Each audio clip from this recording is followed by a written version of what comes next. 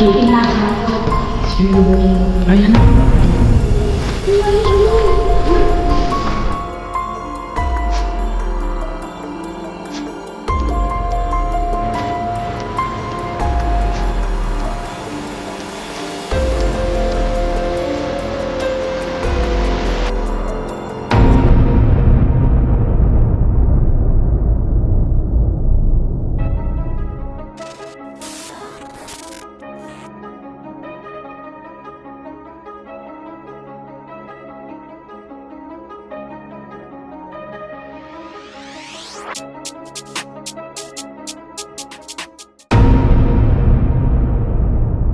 Isa nakakatakot na gabi na naman sa inyong lahat.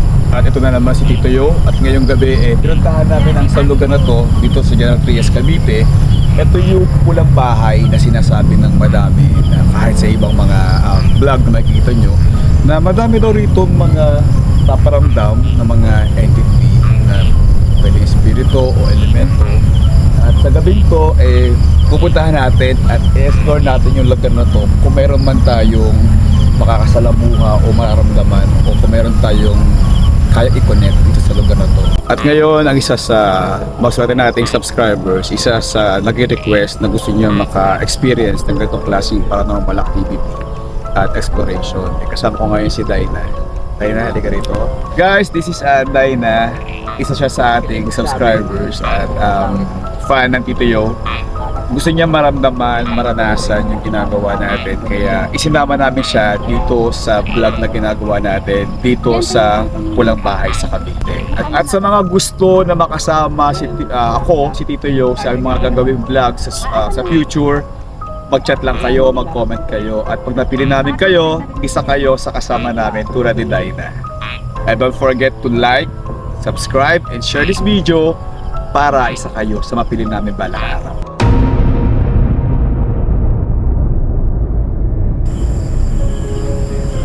Guys, dito mag-isa lang ako umiikot dito sa loob ng bahay. Hindi ko may paliwanag kanina na pagpasok ko. Noong una wala naman, nung kasama ko si tatay. Pero nung mag-isa na kasi ako ngayon, tapos habang inikot ko yung bahay kanina, maliit lang siya pero yun, may kumakalis ko sa taas. Pero mahangin Feeling ko baka hangin yung bubong. Tapos may mga dahon sa taas kasi ng puno. Baka siya yung dahilan kaya gumagalaw. Tunog. So pasok ko kanina doon sa loob. Nakita ko yung manok. May manok sa loob. Yan, yung mga kasama ko, nasa may malayong lugar sila ngayon. Hindi natatakot nga ako ngayon. Kasi yun, may konting kilabot ako nararamdaman na mag-isa na lang ako ngayon. Hindi ko alam kung dala lang ba siya ng natatakot ba ako na mag-isa. Kaya nakaka-feel ako ng pangingilabot. O may kasama ba ako. Pero nag-EMF naman ako kanina. Pumapalo EMF. Pero hindi ganun palang-palo. Nung tinawag ko si tatay kanina nawala yung palo ng EMF. Ito yung lugar guys nung kwarto. Ayan siya.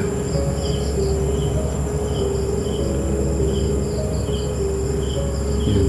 Ramdam mo dito kagad na ewan ko ako lang, baka naman natatakot lang kasi ako kaya hindi kilabutan ako. Sipi lang naman yung bahay guys, maliit lang yung bahay niya, parang mga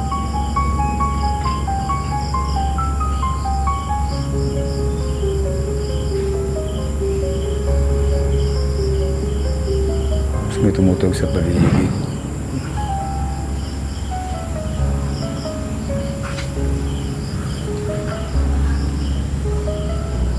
Tao po.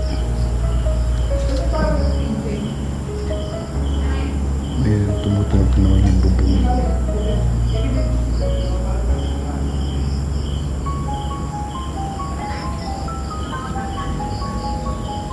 Tao po. Yan guys, may manok.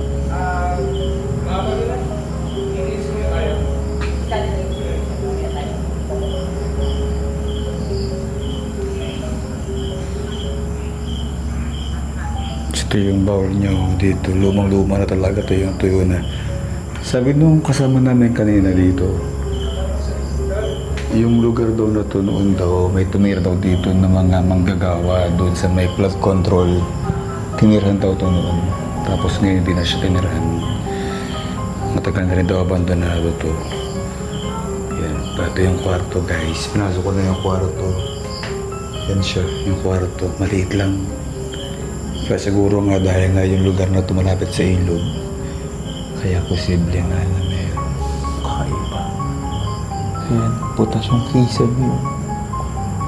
Parang piling ko lagi may nakatingin ngayon sa akin. Baka naman nga natatakot kasi ako kaya yung utak ko gumagawa ng imagination. Dito sa bahay, mainit yung pakiramdam dito pero pag lumabas ka naman, malamig naman dito sa may paligid. Kasi maraming puno dito. Ngayon dito, ito may manok ko. Hello. May manok. Chill lang yung manok. Parang hindi niya ako na hindi siya nababadod yung manok ko guys. So, parang di ba ito yung mata niya? Baka di ako normal naman yung mata. Siguro naglililim siya dito ng itlog niya. Ito yung countertop guys ng bahay. Ayan o. Yan. Ito kitchen area. Nasa kitchen area tayo ngayon guys. Yan, kitchen area. Maliit lang yung bahay. Yung bahay siguro mga ano lang to, mga 50 square meters something lang. Maliit lang siya, simple. Papasok mo dito, sala, tapos countertop na yan. Tapos ito yung kusina niya na. Tapos yung likod itong kusina guys, nandyan yung ilog na malaki na ginagawa ngayon para sa flood control dito.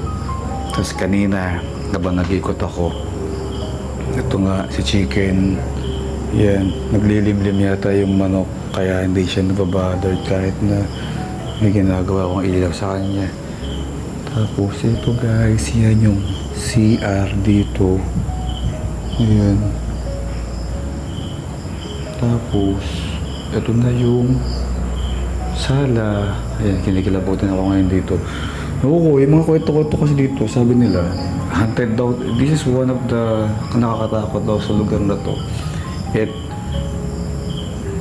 Yan so guys, so yan. So hindi ko alam kung nakikita yung camera, pero yun lang. Ito. Ngayon, for your information lang guys, ito yung paligid ng bahay. Arsa tayo. Salamat po.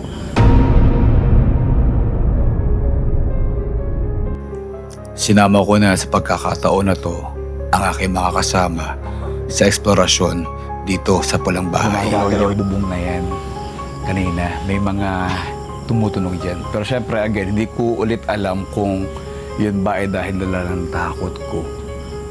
Kaya ako kanina may naririnig dyan. Tapos pagpasok natin dito kanina, ito yung kusina. Yan. Tapos may manok dito na naglilimlim. Yan siya. So, tao po ulit. Papasok po ulit kami ngayon. At meron po kami mga kasama na mag-explore lang po dito sa may bahay. Ayan siya. May Francesca. So, ito yung CR na sobrang luma na. Ito yung sala nila. Ayan. So, ito yung kwarto. Yan, ito yung kwarto.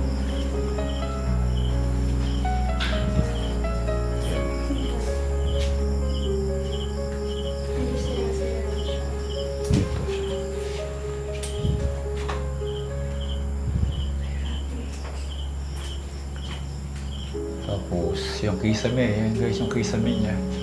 Mataas lang, mababa lang yung yung kisame niya. Parang kaya mo siyang mahipo pag tayo. Yeah, Mami, any thoughts?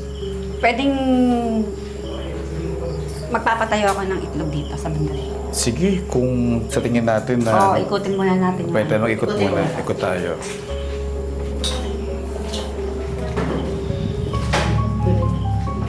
Ayan guys. Ganito yung klase ng CR dito.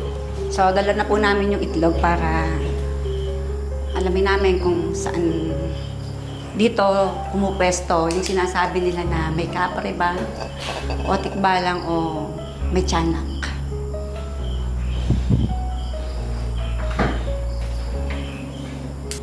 So ito po yung itlog ng manok.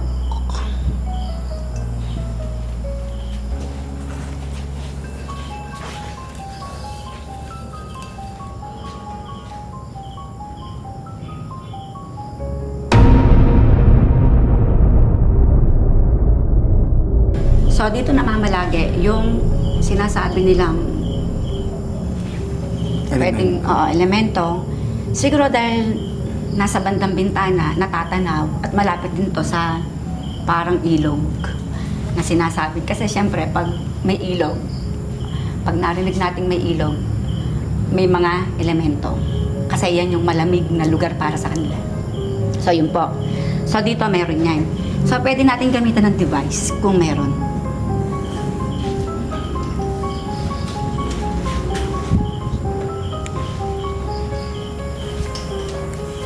Yan. O ayaw, umiilaw pa. Meron pa. Dito sa pinupwesto na itlog, meron pa. Yan guys, oh. Hindi wala. So, legit pa. Ayaw sa akin. Sa tinayo na itlog, meron. So, alam ko kasi, kaya gusto niya sa akin kasi ako yung tumatawag sa kanila. Dahil alam nila na may kakayahan po ako magtawag. Sa pagkakataon na to, gagamit tayo ngayon ng music box. Ito yung box na pag merong masasense na mga enerhiya na pwedeng espiritu o elemento, tutunog to. Kahit gaano pa to kumbaga, basta meron siyang nasense. Ibig sabihin, pag tumunog siya, positive na meron dito sa paligid. At ngayon, ilagay natin to yung music box na to sa part na to, at magkakaroon tayo ng pagtawag. Ayan, yun na yung manok, bumangon na yung manok. Ito naman guys, ito naman yung isang device na ginagamit naman din natin sa pagkapag-communicate. Yung box na to ay sobrang sensitive din na pag meron siyang nakuwang energy malapit dito, ay mag-respond yung box na to.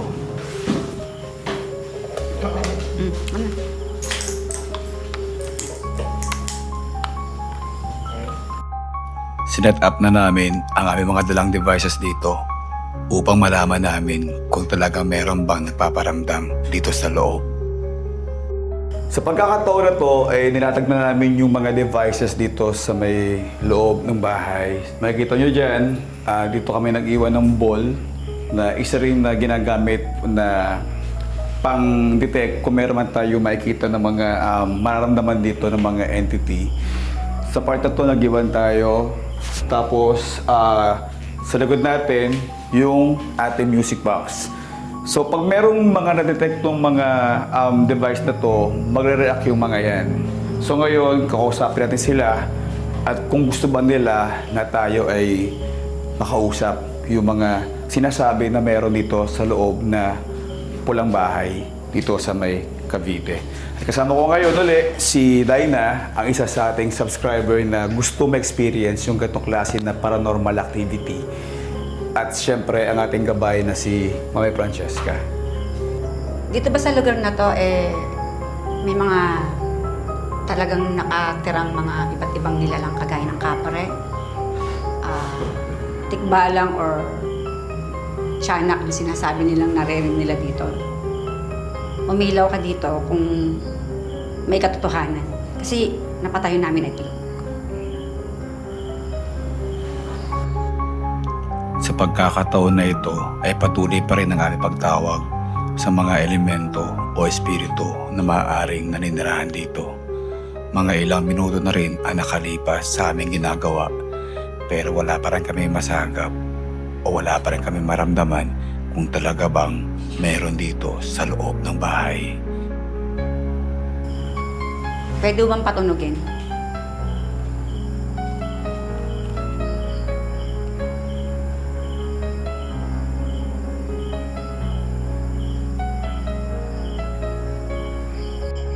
Sa sa aming ilang ulit na pagkatanong ay wala pa rin kaming makuwang sagot. Marami po ba kayong naninirahan dito? Patunogin niyo po kahit anong device na hawak namin ngayon. Sa pagkakataon na ito, isinubukan ni Dina na siya ang magtanong at ito ang nangyari. Panoorin niyong mabuti.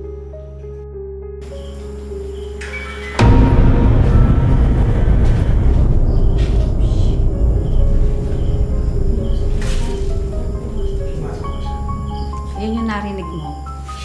Pumasok. Pumasok na siya. Okay, natin sa akin. So, Kung nandito kayo ngayon, pwede niyo bang ulit-ulitin yung tunog na ginawa niyo kanina? May mga device kami nagkalat dito ngayon sa kwarto, sa may kusina.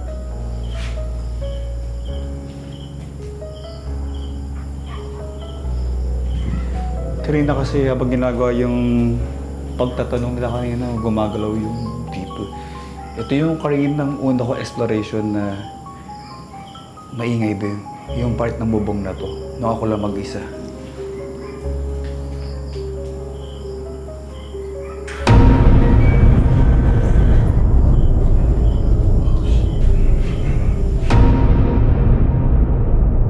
Kayo ba ay mga elemento o espiritu?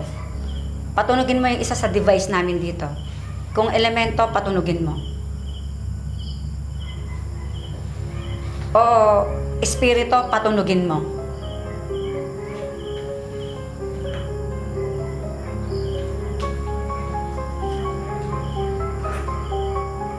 May ilaw siya. May ilaw siya dito. May ilaw siya kay mami lang. May ilaw yung EMF. Sa'yo may ilaw. May ilaw. Ang ginawa ko kung ba't may ilaw ba sa akin, hindi sa akin na may ilaw EMF.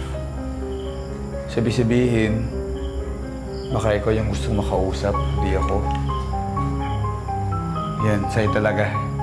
Sa kanya may ilaw eh. Hindi sa akin na may ilaw pag ginawa ko. Pero pag sa kanya, may ilaw. Kung papatayin ba namin yung ilaw na meron dito sa loob, Pumupula, paparamdam ka ba sa amin, pag pinatayin namin yung ilaw dito, baka kasi nailang ka kasi may ilaw. Gusto mo patayin ko yung ilaw? Sige. Pwede bang patayin namin na ilaw? Oo daw. Para manahimik ka? sige, tayo natin. Isa lang. Baka masyado madaling pagdalawa. Hindi yan.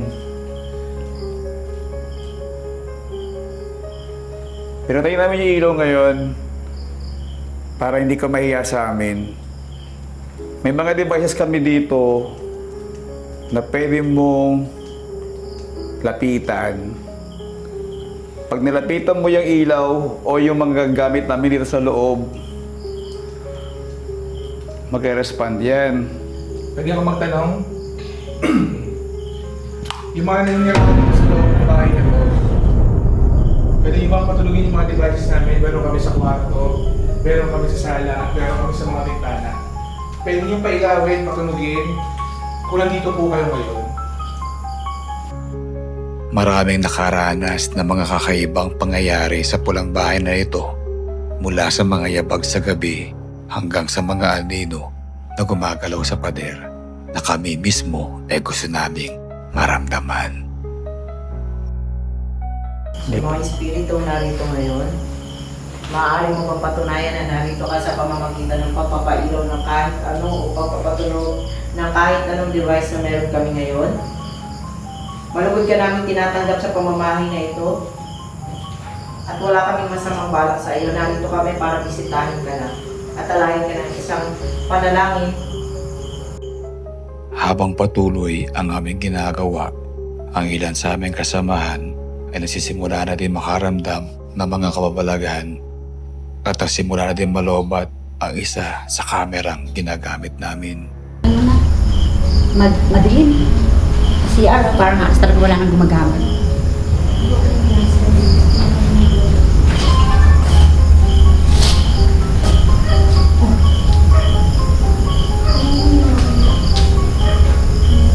Takot ako kay Dayan.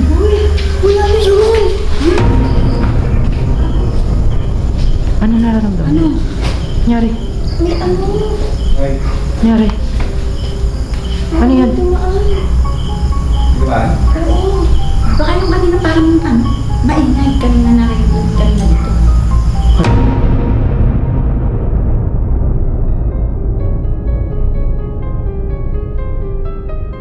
Okay, simula na natin. Ayun pa. Voice over na ito sa vlog natin. Sige.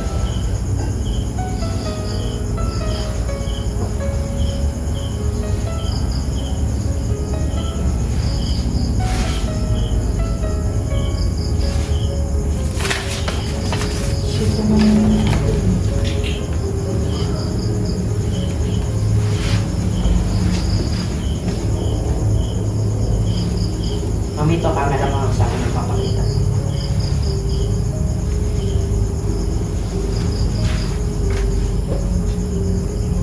Kita ko na. Ayan. Pero, ayan, mukha ko. Ayan. Tikbalang. Tikbalang. Pwede siyang kabayo. Ayan pa. Ang linaw niya, no? Isang maliwanag na mukha ko. Tikbalang. Totoo. Yung sinasabi nilang may tikbalang dito. So, kasi tumayo din ang itlog eh. Tumayo itlog. isa pa. So, gagawa ko ulit tayo isa pa. Kasi, hinuli ko na yung tikbalang alin. Yan lang, may inipit kasi ako dyan. Naman kasi saglit. Ito yun.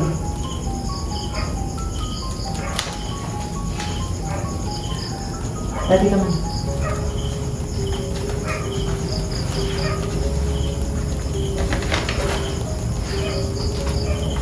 Puhuli ulit tayo isahan.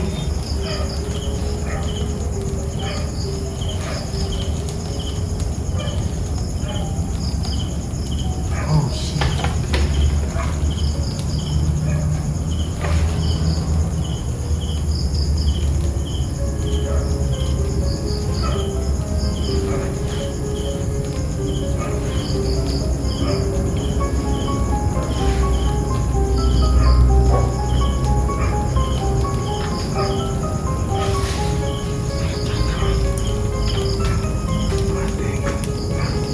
Anong nakikita niyo? Parang, ayan mukha oh. Eto ilong bibig. Ayan. Tiyanak. Bata, tiyanak. Ayan, tiyanak oh. Tiyanak. So, totoo talaga tiyanak. Yung sinasabi ng mga tao dito. Na hindi naniniwala, yung iba naniniwala. So, tiyanak po, habang tumatagal, lumilinaw po yung itsura.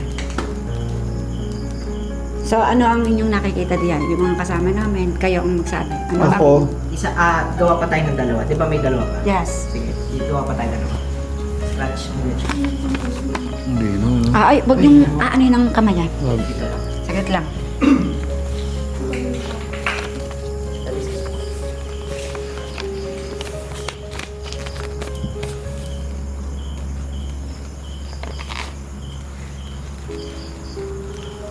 So, dito po natin patatayan yung... Saan nyo gusto patayo eh? Diyan na lang ulit.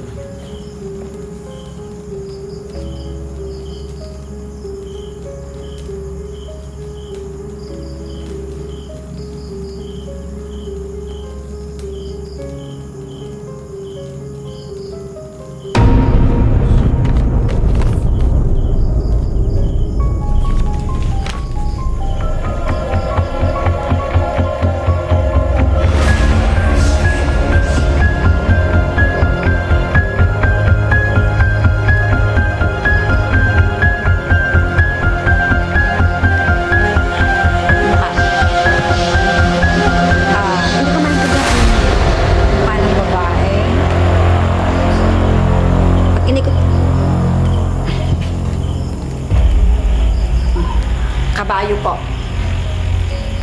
hindi lang kabayo ang nakikita ko. Isang engkanto. Isang engkantong malalim ang mata, na mahaba ang ilong. Ayan po. Parang 20. Engkanto, mahaba ang ilong. Ayan po. Lalayo ulit yan natin.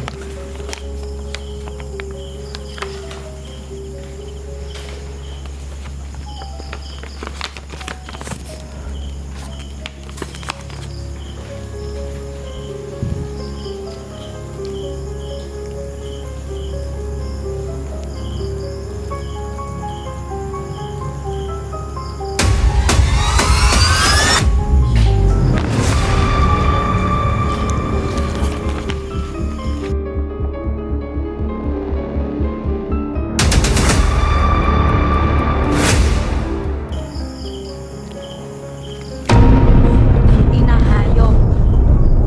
Meron. Sinusunod niya, ayaw niya. Salbahe. Salbahe yung nandito. Yung nasa itlog na pinatayo akong pang-apat na itlog. Ayaw niyang magpalagay dito. Sinunog niya yung apo. Ayan na. Sinunog niya po. Ngayon sa buong buhay ko, ngayon lang ako nakagawa ng ganito. Sinunog niya, ayaw niya magpahuli sa itlog. May tapat mo, para may mukha. May imahe. May imahe. Tapat mo eh. Itapat mo. Meron.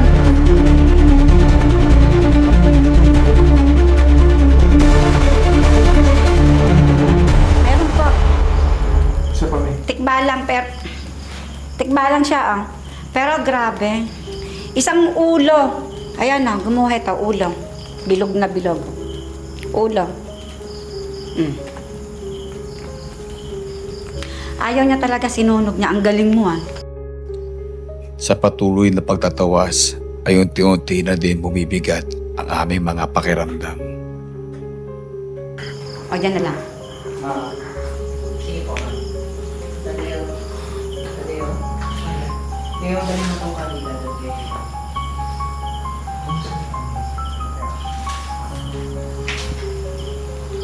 Go.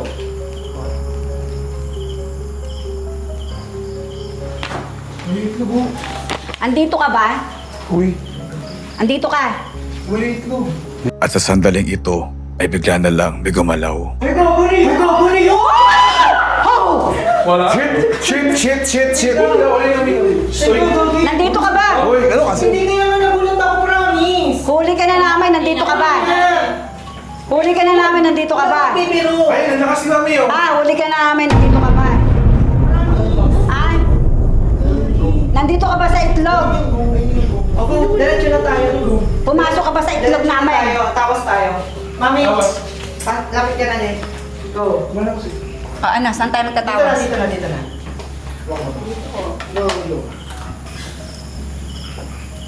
Ayaw nyo tumigil oh. Tapos kinilabutan na ako ngayon. Okay na. Hindi, lapit ka na. Hindi lang. Game. Nandito ka ba? Ayan na siya. Nandito ka ba? Nandyan siya, Mi. Okay, game. Okay na. Tamas ka.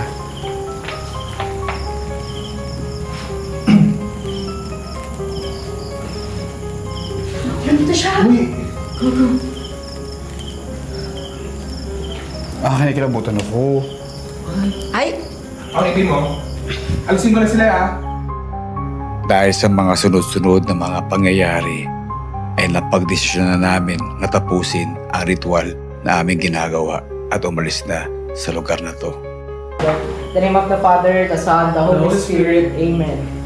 Lord God, nandito kami ngayon sa loob ng pamamahay ng pinaniniwalaan naming mga engkanto. Panginoon, nawa po ay gabayan mo kami, bigyan mo kami ng protection nila sa loob ng pamamahay nila. At nawa po gabayan mo kami hanggang sa aming pag-uwi. Humihingi kami ng patawad sa lahat ng aming kasalanan sa inyo. At sa kung sila man ay aming nagambala, nawa po ay patawarin niyo rin kami ngayon. At hindi mo namin intensyon na kayo ay buluhin o kayo ay sakta na isang mo namin makipagkomunika sa inyo.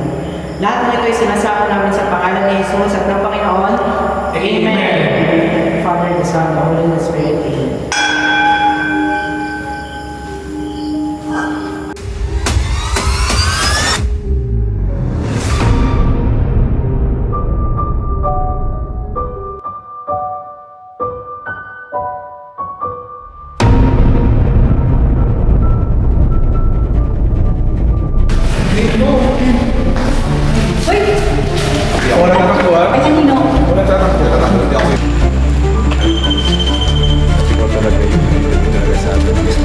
kasama kami dito.